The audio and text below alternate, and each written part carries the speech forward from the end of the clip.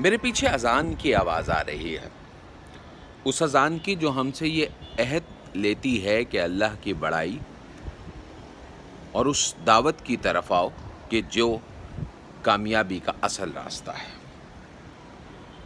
یہ اذان ہمیں حضور اکرم صلی اللہ علیہ وآلہ وسلم نے دی، اور انہوں نے جس ریاست کی بنیاد رکھی وہ مدینے کی ریاست تھی۔ اس مدینے کی ریاست میں عدل کا بہترین انتظام تھا، ایک ایسا عادلانہ نظام کہ جس کی مثال دنیا بھر کے نظاموں میں نہیں ملتی۔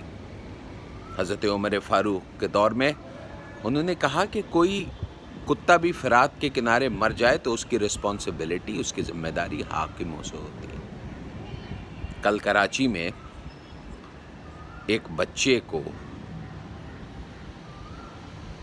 دو لوگوں نے پوش علاقے میں مار مار کے قتل کر دیا۔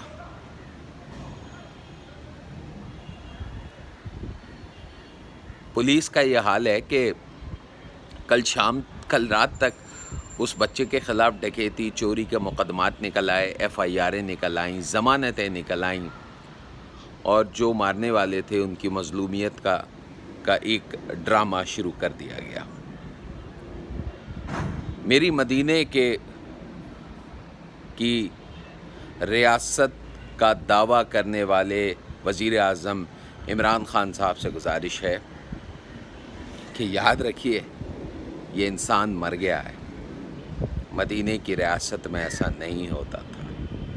ابھی تک آپ کی طرف سے وزیر اعلیٰ سندھ نے تو کہہ دیا کہ نوٹس لے لیا ہے، لیکن مدینے کی ریاست بنانے کا دعویٰ کرنے والے نے تو نوٹس بھی نہیں لیا ہے، نہ ہی ان کے کسی حواری نے۔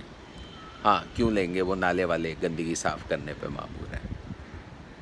میری گزارش ہے کہ اگر مدینے کا نام لے رہے ہیں نا تو اس کے نام کے ساتھ وفا کرنا بھی سیکھیں۔